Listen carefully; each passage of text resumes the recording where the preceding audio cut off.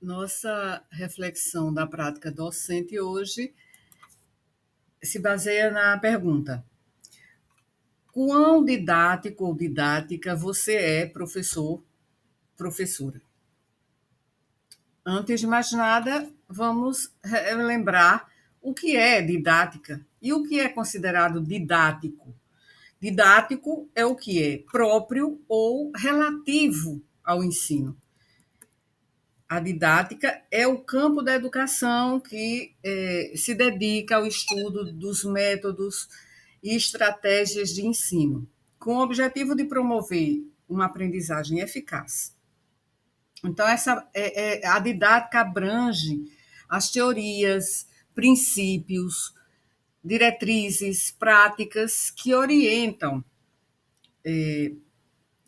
o planejamento, a execução e a avaliação do processo de ensino, considerando tanto o conteúdo a ser ensinado, quanto o contexto e as necessidades dos nossos estudantes. A didática busca responder a questões fundamentais, como o que ensinar, como ensinar e para quem ensinar. Então, dessa forma, a didática ajuda a definir os objetivos educacionais, escolher os melhores métodos e técnicas de ensino e selecionar recursos didáticos adequados, além de avaliar os resultados da aprendizagem.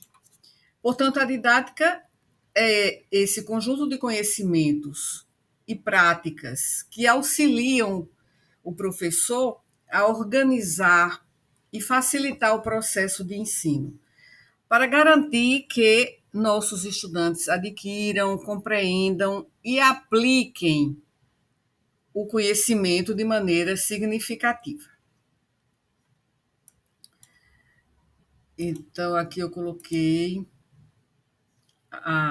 a definição de didática, que é o que é relativo à didática, ao ensino, à arte de ensinar, de transmitir, ou melhor, de transmitir, e aqui eu acrescento, de produzir conhecimento. Então, por exemplo, quando falamos em livro didático, né? Então, esse qualificativo didático significa que tem o objetivo de facilitar a aprendizagem. Então, a gente tem processos didáticos e tem um professor que é didático, supondo que todos nós, professores, precisamos ser didáticos. Há outra acepção que acaba se convertendo de adjetivo em um substantivo, que seria o didatismo ou pedagogismo, que se refere à intenção de ensinar algo a alguém para tornar um tipo de conhecimento apreensível, perceptível. Mas, como aqui essa enciclopédia informal aqui da internet mostra, além de ser a qualidade do que é didático, o didatismo também pode ter uma conotação negativa, embora isso não seja a regra, porque tradicionalmente didatismo se refere à qualidade de ser didático, ou seja, de ensinar de forma clara, organizada e acessível. Mas quando o termo é usado no sentido de crítica, né, ele pode sugerir um estilo de ensino ou de comunicação que é excessivamente simplista, paternalista ou excessivamente explicativo, subestimando a capacidade do interlocutor de compreender o conteúdo por conta própria. Por exemplo, um discurso didático que exagera nas explicações pode ser visto como desnecessário ou entediante, principalmente em situações onde se espera uma abordagem mais crítica dialogada ou dialógica, ou que estimule a autonomia do aprendiz.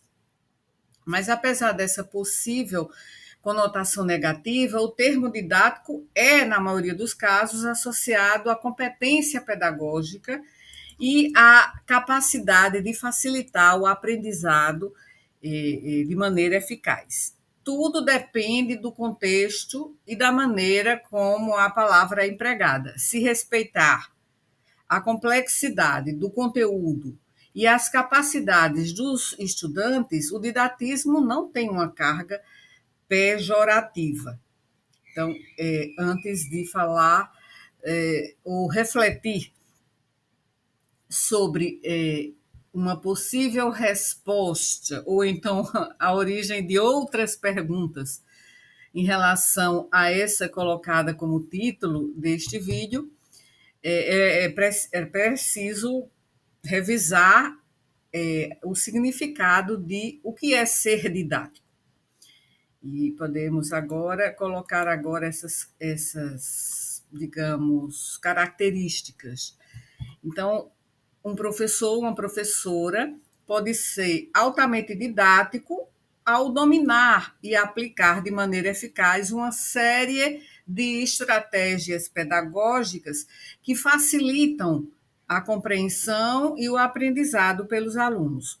Então, o grau de didatismo, aqui vem a palavra didatismo, mas no sentido bom, de um professor está diretamente relacionado, por exemplo, à sua capacidade de comunicar claramente o conteúdo, ou seja, o professor, a professora consegue apresentar o conteúdo de forma acessível, utilizando uma adequada linguagem, adequada ao nível de compreensão dos estudantes e explicando conceitos complexos de maneira simples e organizada.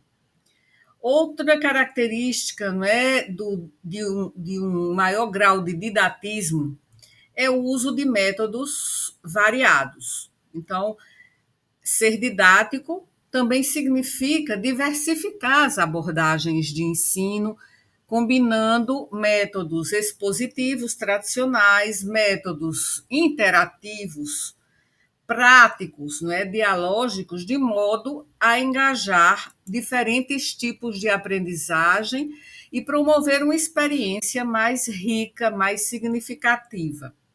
Significativa no sentido de David Ausubel, né, no sentido de que aquela aprendizagem ela possa ser aplicada a conhecimentos que os estudantes já possuem e aí possam desenvolver por meio da reflexão e da ação uma aplicação para aquele conhecimento.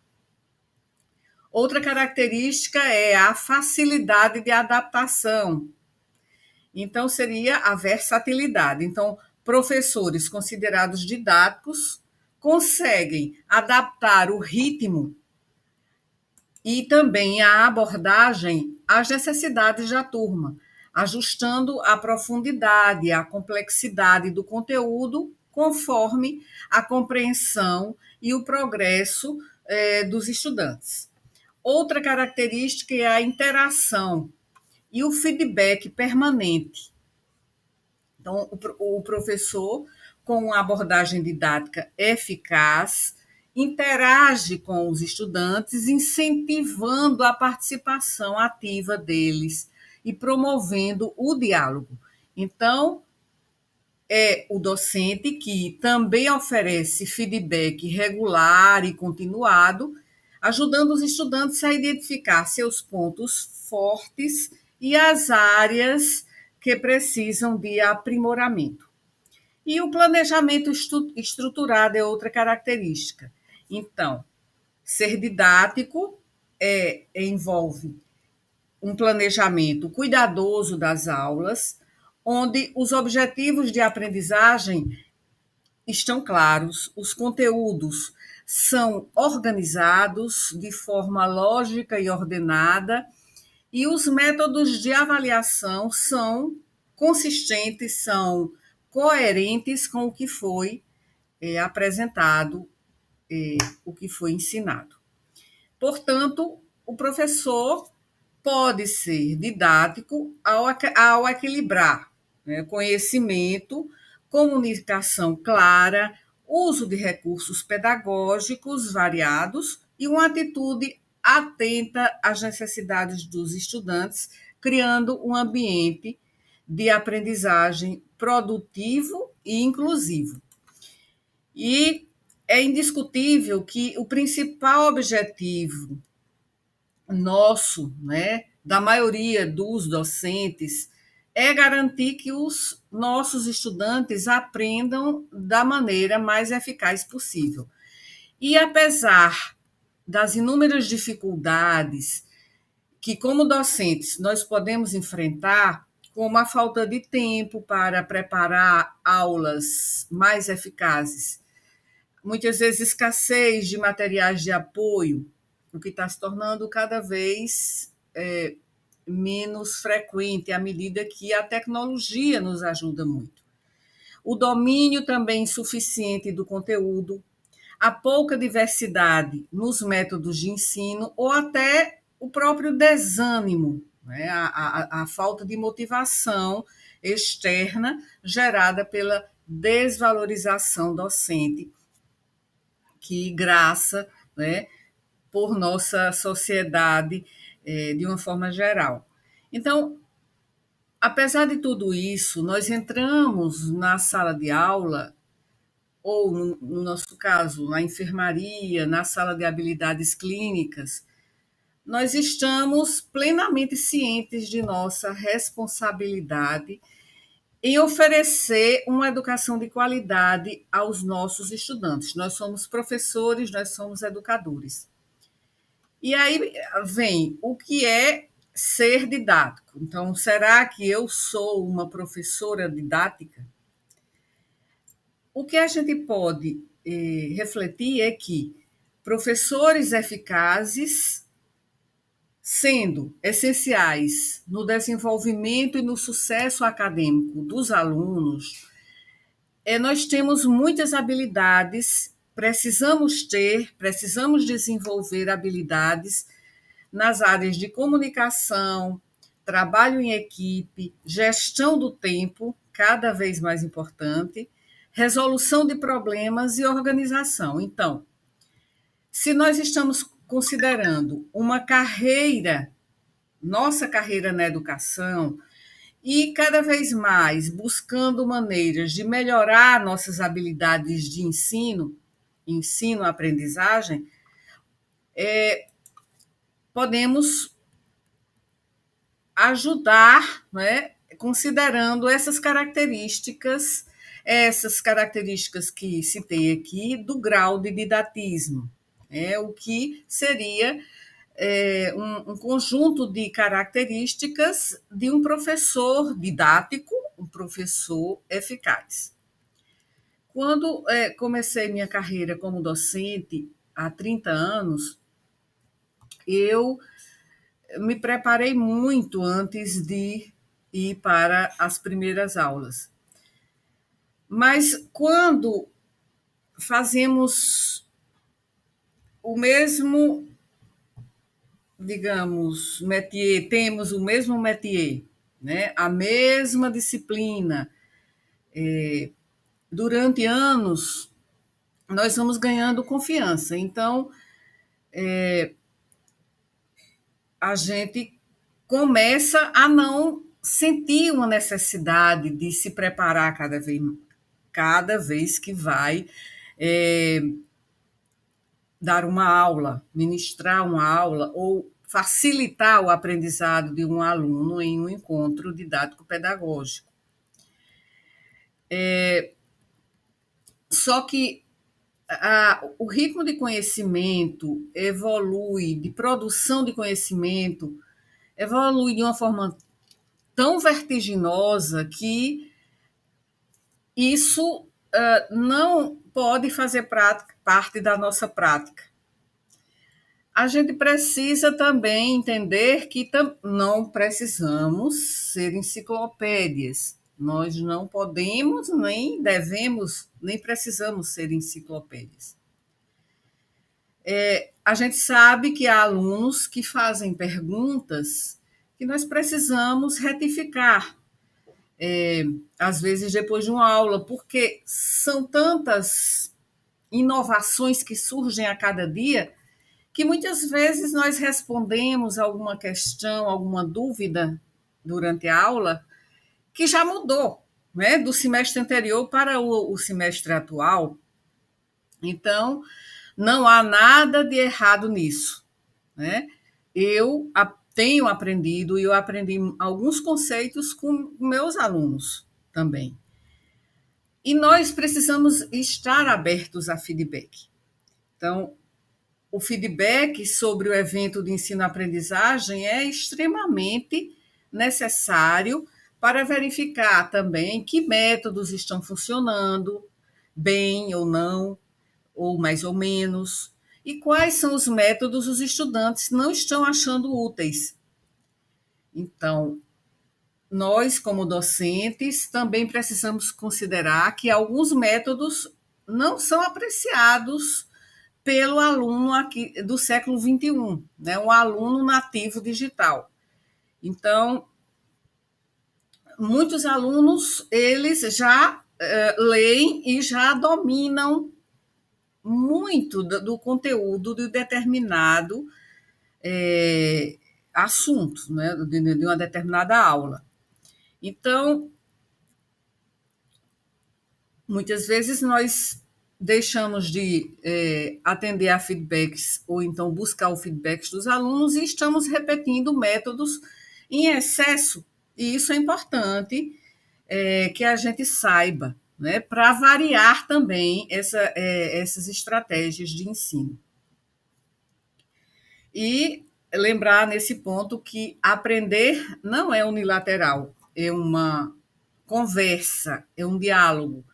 E as conversas são melhores se nós, na posição de facilitadores do processo ensino-aprendizagem, né, nós ouvimos o outro, informamos o outro, e vice-versa. Né? É evidente que todos nós gostamos que nossas opiniões e reflexões sejam apreciadas, não há dúvida. Mas é preciso também que elas sejam desafiadas por opiniões divergentes. Opiniões divergentes. E de que outra forma nós podemos aprender sobre erros?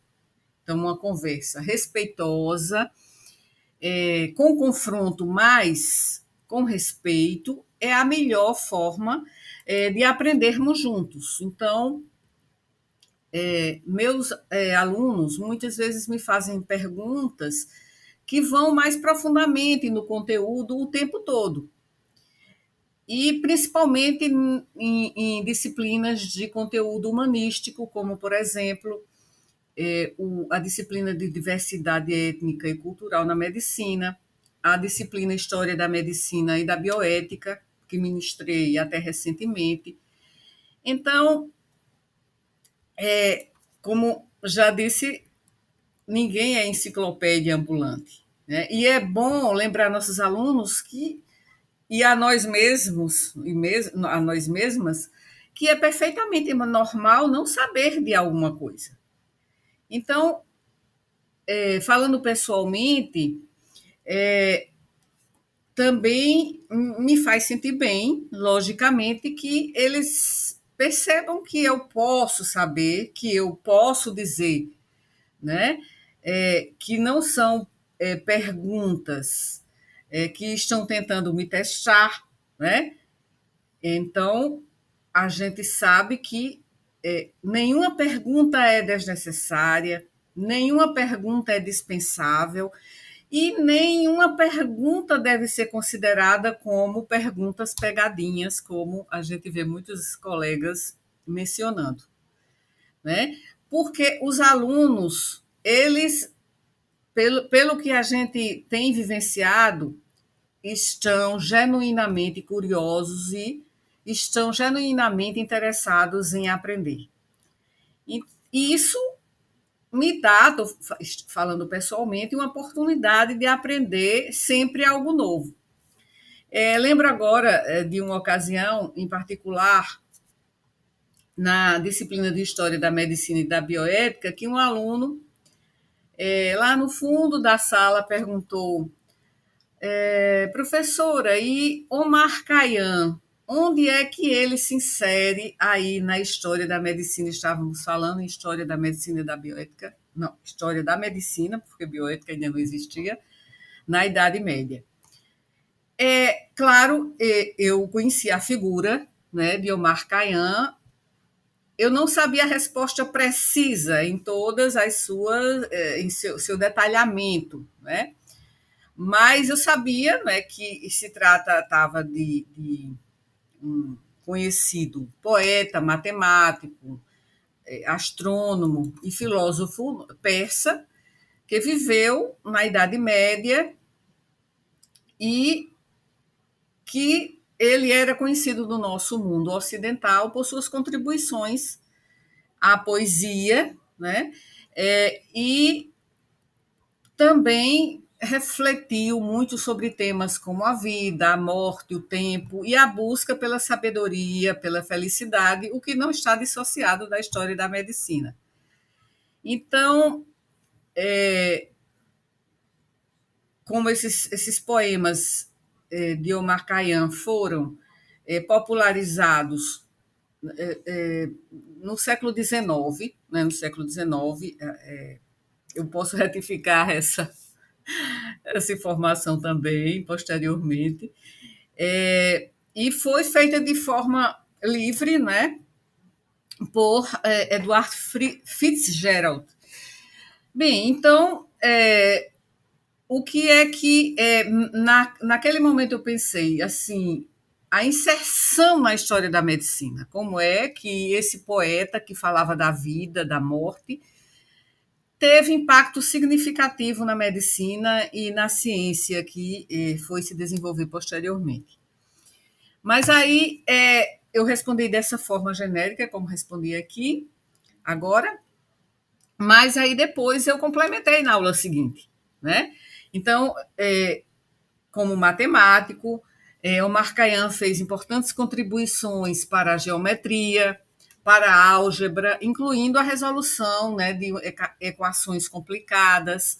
E ele participou também do calendário persa, e isso tornou o calendário persa mais preciso do que o calendário juliano, que era usado na Europa naquela época. Então, como uma figura icônica nas artes e tanto na antiguidade quanto na Idade Média, muitas figuras icônicas assim eram polímatas.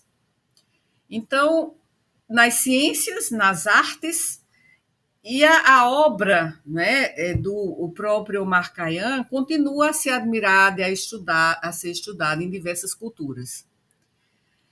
Então, eu gostei e não esqueci mais, né, sobre mais aspectos relativos ao filósofo persa, né, hoje seria iraniano, Omar Khayyam, né, na busca de complementar aquela pergunta que eu dera, né? Então, isso mostra que nós, docentes, buscando ser didáticas, nós geralmente continuamos nossa própria educação para desenvolver ainda mais nossas habilidades, independentemente de termos recebido formação ou não para sermos docentes. Então, nós percebemos que a prática docente exige muito mais do que o conhecimento do conteúdo. Então, aí eu já começo em outro aspecto, que já vai ser uma reflexão da prática docente posterior, que é essa questão, né, de nós dominarmos o conteúdo, mas não dominarmos a metodologia, a estratégia, ou seja, a didática, né? Então, por quê? Porque quando, no caso, minha formação foi em medicina, então eu não tive uma formação específica para ser professora. Então, mas como eu tinha a formação de graduação em medicina, tinha desenvolvido a prática em medicina, como médica clínica no interior, onde aprendemos muito. E também fiz residência em pediatria, em clínica médica. Eu, ao começar 30 anos atrás a minha carreira docente, eu sentia que eu podia ensinar, mas ao longo desses 30 anos eu fui aprendendo no caminho. Então, a gente sabe que a especulação, né, sobre se a falta da formação didática específica faz com que nós, docentes, utilizemos muito mais uma postura em que nós nos sentimos detentores do conhecimento, em vez de um facilitador dos processos de aprendizagem, né, que permita a autonomia dos estudantes. Então, o contexto de atuação também pode interferir na forma como nós, docentes, percebemos nossa função em sala de aula, na enfermaria, no ambulatório, na sala de habilidades clínicas. Então, nós precisamos sempre pensar nessas características, e eu coloquei aqui grau de didatismo, mas tem algumas características que eu não mencionei, como, por exemplo, a empatia, né? Ou seja, a nossa capacidade de nos relacionarmos com a identificação as emoções, né, e as necessidades do outro. Então, isso também eu poderia colocar aqui como grau de didatismo, mas assim, coloquei questões puramente didáticas, né, mas é importante que a gente coloque aí a empatia também, além dessas outras características colocadas aqui, que eu coloquei como grau de didatismo, e também agir de forma a que a gente possa se tornar um modelo, né? Então, a gente pode encorajar certos comportamentos em direção ao desenvolvimento dos nossos estudantes. Isso também faz parte da didática, não é? Incentivando os nossos alunos a serem honestos uns com outros, não é? Por meio da mediação de conversas abertas, né? E isso pode modelar um comportamento honesto, compartilhando nossas intenções, não é? Por trás das decisões em sala de aula, para ajudar nossos alunos a ter mais empatia com os colegas e com os pacientes, né? A questão também já mencionei, né? A facilidade de adaptação, essa eu já coloquei aqui, a preparação, né? Que é o planejamento, mas eu senti que aqui faltou a questão da empatia, que é importante, e assim, de se lembrar, a gente precisa se lembrar que precisamos ser modelos, né? Por quê? Porque os alunos se inspiram em nós, né? Para o bem ou para o mal. Né? Ou se inspiram ou deixam de se inspirar e, portanto, procuram ser diferentes. E o que eu estou fazendo agora? O que eu venho fazendo ao longo dessa série que eu chamei de Reflexões da Prática Docente. É a autorreflexão, né? Que é a habilidade de refletirmos sobre nossas próprias necessidades, nossos interesses, que podem nos levar também à autoaceitação da nossa identidade como professores. Né? Então, nós, quando tentamos ser reflexivos sobre os nossos próprios pontos fortes, nossos pontos fracos, nossas características como docentes, né, nós seríamos mais capazes de encorajar o mesmo nível de autorreflexão nos nossos alunos. Então, essa autorreflexão nos faz aprendizes ao longo da vida. E também faz com que os nossos estudantes eles entendam que vão precisar estudar continuamente, de forma permanente.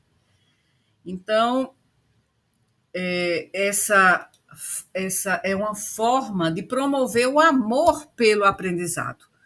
Então, nós precisamos ser aprendizes, aprendentes durante toda a nossa vida. Então, isso acabou extrapolando o conteúdo do que gostaria de enfocar aqui nessa reflexão, mas que também faz parte da didática. Então, assim finalizo essa reflexão da prática docente número 9, que agora estou numerando. Antes estava colocando apenas de forma mais desordenada nessas reflexões, agora estou numerando. Então, obrigada por assistir até aqui e até a nossa próxima reflexão.